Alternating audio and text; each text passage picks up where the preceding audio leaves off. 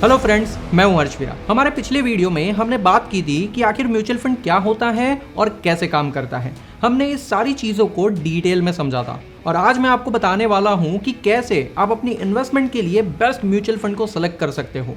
लेकिन आगे बढ़ने से पहले अगर आपने हमारी ये वीडियो नहीं देखी है तो पहले डिस्क्रिप्शन में दी हुई लिंक पर क्लिक करें और इस वीडियो को अंत तक ज़रूर देखें।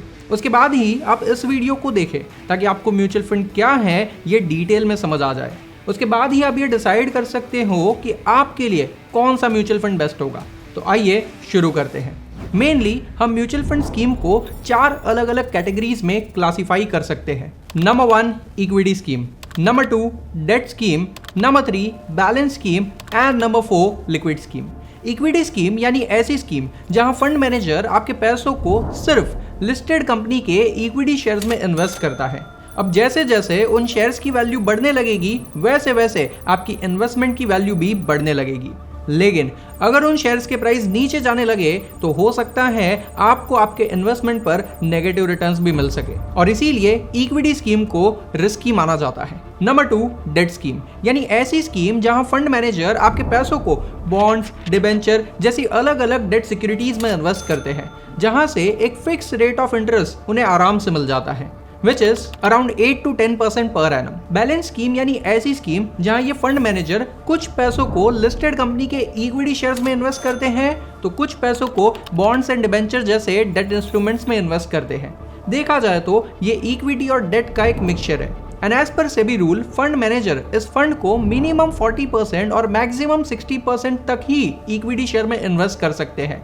बाकी का पैसा मैंडेटरीली डेट सिक्योरिटीज में इन्वेस्ट किया जाएगा। इस डाइवर्सिफिकेशन की वजह से रिस्क कम हो जाता है लेकिन इसके साथ साथ मिलने वाला रिटर्न भी कंपैरेटिवली कम हो सकता है। लिक्विड स्कीम यानी ऐसी स्कीम जहां फंड मैनेजर आपके पैसों को मनी मार्केट की सिक्योरिटीज में इन्वेस्ट करते हैं, which includes treasury bills, commercial paper, certificate of deposit etcetera etcetera. यहाँ रिस्क बिल्कुल लो होता है लेकिन साथ साथ मिलने वाले रिटर्न्स भी कम होते हैं। लेकिन अब आप ये सोच रहे होंगे कि इन चारों कैटेगरी में से आपको अपने पैसे कौन से म्यूचुअल फंड में इन्वेस्ट करने चाहिए। तो दोस्तों, अगर आप अपने पैसे थोड़े लंबे समय के लिए इन्वेस्ट करना चाहते हो, लेट्स से 3 to 5 years और मोर, और आप उस पर थोड़ा बेटर रिटर्न अर्न करना चाहते हो अराउंड 10 to 15% पर एनम, तो आपको अपने पैसे इक्विटी स्कीम में इन्वेस्ट करने चाहिए क्योंकि स्टॉक मार्केट अगले 1-2 महीने में कैसे परफॉर्म करेगा ये किसी को नहीं पता है। लेकिन आज से 4-5 साल बाद मार्केट जरूर ऊपर ही होगा। किसी भी कंट्री की स्टॉक मार्केट उस इकोनॉमी की ग्रोथ को रिफ्लेक्ट करती है और इंडिया तो दुनिया की फास्टेस्ट ग्रोइंग इकोनॉमी है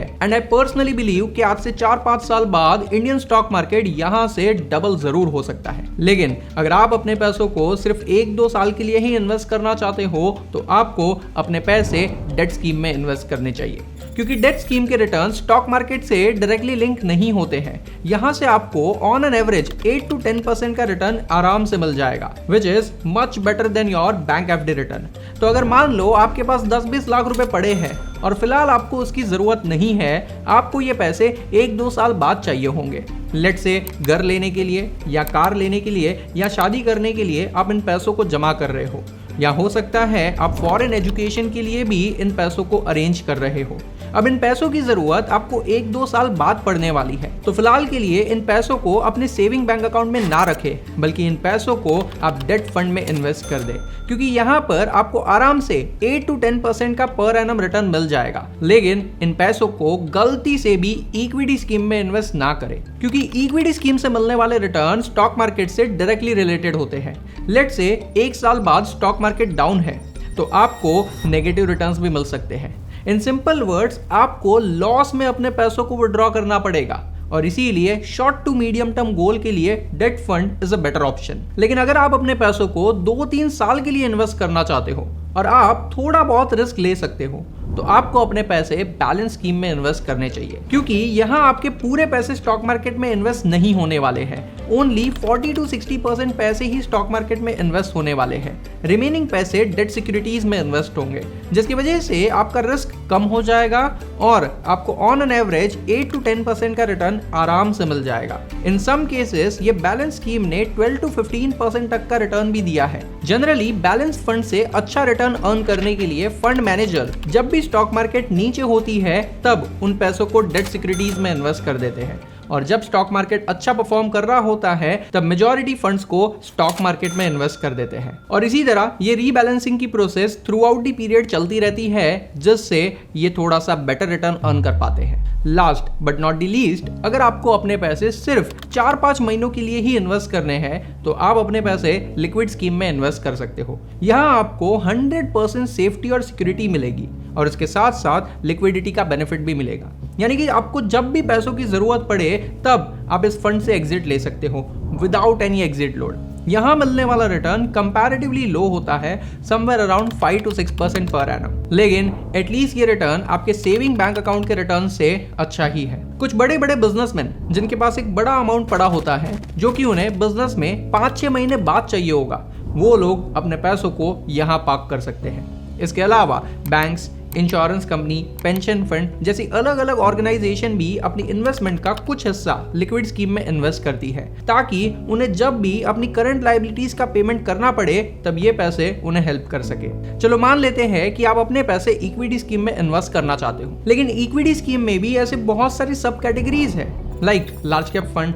mid cap fund, small cap fund, thematic fund, index fund etcetera etcetera. आइए इन सब को एक एक करके डिटेल में समझते हैं। Number 1, large cap fund. Large cap fund यानी वो म्यूचुअल फंड जो अपनी इन्वेस्टमेंट का मेजॉरिटी पोर्शन इंडिया की टॉप 100 लिस्टेड कंपनीज में इन्वेस्ट करते हैं, like example Reliance, HDFC bank, ICICI bank, Asian paints etcetera etcetera. Generally इन कंपनीज का मार्केट कैपिटलाइजेशन 30,000 करोड़ से भी ज्यादा का होता है और ऐसी बड़ी बड़ी कंपनीज में रिस्क हमेशा कम होता है। लेकिन दोस्तों, ये बड़ी बड़ी कंपनीज में बिजनेस सैचुरेशन की वजह से ग्रोथ भी लिमिटेड होती है और इसीलिए लार्ज कैप फंड आपको एवरेज 10 to 12% का रिटर्न ही दे सकते हैं, not more than that. Number 2, mid cap fund. Mid cap funds यानी वो म्यूचुअल फंड जो अपनी इन्वेस्टमेंट का मेजर पोर्शन ऐसी कंपनीज के शेयर्स में इन्वेस्ट करते हैं जिनकी रैंकिंग 101 से लेकर 250 के बीच में आती है based on market capitalization. Generally इन कंपनीज की मार्केट कैपिटलाइजेशन 10,000 करोड़ से 30,000 करोड़ के बीच में होती है, like example Canara bank, Adani power, Ashok Leyland, Ajanta pharma etcetera etcetera. ये सारी कंपनियां मिड कैप कैटेगरीज में आती है, यानी इनके बिजनेस की साइज एक मिड साइज कंपनी के जितनी होती है। मिड साइज कंपनीज में लार्ज कैप कंपनी बनने का पोटेंशियल होता है और इसीलिए कंपनीज में ग्रोथ के चांसेस भी होते हैं। एक अच्छा मिड कैप फंड आपको 12 to 15% तक का रिटर्न आराम से दे सकता है। Number 3, small cap fund. Small cap fund यानी वो म्यूचुअल फंड जो अपनी इन्वेस्टमेंट का major proportion small size companies के शेयर्स में इन्वेस्ट करते हैं। इन कंपनीज का मार्केट कैपिटलाइजेशन 10,000 करोड़ से भी कम होता है, like example JK Paper, Delta Corp, Bajaj Consumer Care, PSP Project etcetera etcetera. Generally small size companies में ग्रोथ की अपॉर्चुनिटी बहुत ज्यादा होती है और लॉन्ग टर्म में स्मॉल कैप फंड बहुत बेटर रिटर्न दे सकते हैं। एक अच्छा स्मॉल कैप फंड आपको आराम से 15 to 20% पर एनम का रिटर्न दे सकता है, लेकिन स्मॉल कैप फंड में रिस्क भी कंपैरेटिवली ज्यादा होता है। Number 4, multi cap fund. Multi cap funds यानी वो म्यूचुअल फंड जो अपनी इन्वेस्टमेंट को हर साइज की कंपनीज में डाइवर्सिफाई करता है, small cap, mid cap as well as large cap. लेकिन कौन सी कंपनीज में कितना अमाउंट इन्वेस्ट करना है ये टोटली फंड मैनेजर का डिसीजन होता है। Like example Nippon multi cap fund ने अपने पोर्टफोलियो का अराउंड 43.46% पैसा लार्ज कैप स्टॉक में इन्वेस्ट किया है, 26.08% पैसा मिड कैप स्टॉक में और अराउंड 28.6% पैसा स्मॉल कैप फंड में इन्वेस्ट किया है और रिमेनिंग पैसे कैश यानी कि लिक्विडिटी के तौर पे रखे हुए हैं। जबकि ICICI prudential multi cap fund ने अपने पोर्टफोलियो का सिर्फ 39.64% पैसा ही लार्ज कैप स्टॉक में इन्वेस्ट किया है, 27.73% पैसा मिड कैप स्टॉक में और अराउंड 26.68% पैसा स्मॉल कैप स्टॉक में इन्वेस्ट किया है and remaining in cash. Due to such diversification ऐसे फंड में इन्वेस्ट करना कंपैरेटिवली सेफ माना जाता है, लेकिन यहाँ मिलने वाले रिटर्न्स भी एवरेज हो जाते हैं around 10 to 12% per annum. Number 5, index fund. Index fund यानी वो म्यूचुअल फंड जो अपनी इन्वेस्टमेंट को वही स्टॉक में इन्वेस्ट करते हैं जो एक इंडेक्स को रिप्रेजेंट करते हैं, like example Kotak Nifty 50 index fund. ये फंड वही स्टॉक में पैसा इन्वेस्ट करता है जो स्टॉक निफ्टी में इंक्लूडेड है and that too in the same proportion. ऐसे फंड्स के return same to same index के रिटर्न के जितने ही होते हैं। ऐसे फंड्स को पैसिव फंड भी कहा जाता है, क्योंकि इसमें फंड मैनेजर को एक्टिव बाइंग एंड सेलिंग के डिसीजन नहीं लेने होते हैं और इसीलिए इंडेक्स फंड का एक्सपेंस रेशियो भी लो होता है। नंबर 6, थीमेटिक और sector specific fund. Thematic fund यानी वो म्यूचुअल फंड जो अपनी इन्वेस्टमेंट को सिर्फ सिलेक्टेड कंपनीज के शेयर्स में ही इन्वेस्ट करता है, that too from a selected sector. Like example, UTI Banking and Financial Services Fund सिर्फ वही कंपनी के शेयर्स में पैसे इन्वेस्ट करता है जो shares banking and finance sector में इन्वॉल्व है, जैसे कि HDFC bank, ICICI bank, Bajaj finance etcetera etcetera. Similarly Tata technology fund सिर्फ वही कंपनीज के शेयर्स में इन्वेस्ट करता है जो कंपनियां इंफॉर्मेशन टेक्नोलॉजी यानी कि IT सेक्टर में इन्वॉल्व है। ऐसे फंड में इन्वेस्ट करने से पहले आपको उस पर्टिकुलर सेक्टर को बहुत अच्छे से स्टडी कर लेना चाहिए। Number 7, ELSS, that is equity linked saving scheme. ये एक टैक्स सेविंग स्कीम है। As per section 80C of income tax act आप अपनी इनकम का कुछ हिस्सा यहाँ इन्वेस्ट कर सकते हो और उस इनकम पर टैक्स बचा सकते हो। यानी अगर आपने पूरे साल में 10 लाख रुपए कमाए हैं और उसमें से 1 लाख रुपए आप इस ELSS स्कीम में इन्वेस्ट कर देते हो, तो अब आपको सिर्फ 9 लाख रुपए पर ही टैक्स भरना पड़ेगा, 1 लाख रुपए टैक्स फ्री। ये फंड के पैसे भी मल्टी कैप फंड के जैसे हर साइज की कंपनीज में इन्वेस्ट किए जाते हैं, small cap, mid cap as well as large cap. Average 10 to 12% per annum का रिटर्न यहाँ से आराम से मिल सकता है। लेकिन अगर इस फंड में इन्वेस्ट किए हुए पैसों पर आपको टैक्स बेनिफिट लेना है तो आपको कम से कम 3 साल तक इस फंड में इन्वेस्टेड रहना पड़ेगा, यानी minimum lock in period is for 3 years. अब इतने सारे अलग अलग टाइप के म्यूचुअल फंड को डिस्कस करने के बाद आप ये सोच रहे होंगे कि इन सब में से कौन सा म्यूचुअल फंड आपके लिए बेस्ट होगा। वेल, ये डिपेंड करता है 3 इंपॉर्टेंट फैक्टर्स पर। Number 1, your current age and investment tenure. Number 2, your risk appetite and number 3, your expected return. आइए इसको डिटेल में समझते हैं। अगर आपकी एज बिलो 30 इयर्स है तो जनरली आप एक लॉन्ग टर्म इन्वेस्टर के जैसे इन्वेस्ट कर सकते हो और यहाँ क्योंकि आप यंग हो तो आपका रिस्क एपेटाइट भी हाई हो सकता है।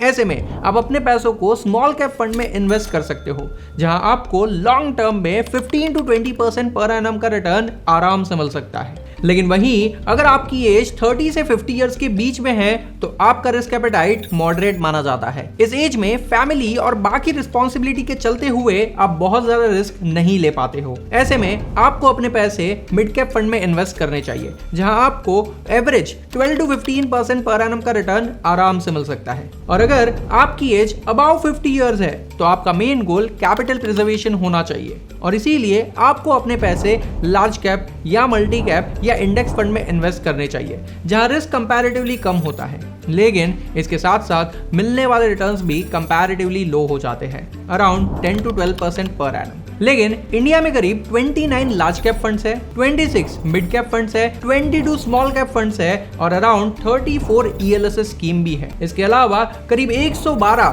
थीमेटिक यानी कि सेक्टर स्पेसिफिक फंड्स है। अब इन सब में से बेस्ट स्मॉल कैप फंड या बेस्ट मिड कैप फंड या फिर बेस्ट लार्ज कैप फंड कैसे ढूंढे? कई सारे रिटेल इन्वेस्टर सिर्फ पास्ट रिटर्न्स के बेसिस पर ही फंड को सिलेक्ट कर देते हैं। ये एक बहुत ही गलत अप्रोच है। एज पर रिसर्च ये पाया गया है कि पिछले साल में जो फंड ने सबसे ज्यादा रिटर्न दिए होते हैं वही फंड्स अगले 4-5 साल में वर्स्ट परफॉर्मिंग म्यूचुअल फंड बन जाते हैं। एक अच्छे फंड की पहचान उनके पास रिटर्न से नहीं बल्कि फंड हाउस की रेपुटेशन, फंड मैनेजर की capabilities and experience as well as उस फंड का टोटल AUM यानी कि असेट अंडर मैनेजमेंट, ऑल्सो उस फंड का पोर्टफोलियो मिक्स, ये सारी चीजों को चेक करने के बाद किया जाता है। इन सारे फैक्टर्स को समझने के लिए आपको डिटेल रिसर्च करनी पड़ेगी। अगर आप भी इन सारे फैक्टर्स को डिटेल में समझना चाहते हो तो हमें कमेंट सेक्शन में जरूर बताएं और ऐसे ही इंटरेस्टिंग वीडियोस के लिए हमारी चैनल को सब्सक्राइब करें और बेल आइकन को प्रेस करना ना भूलें। जय हिंद।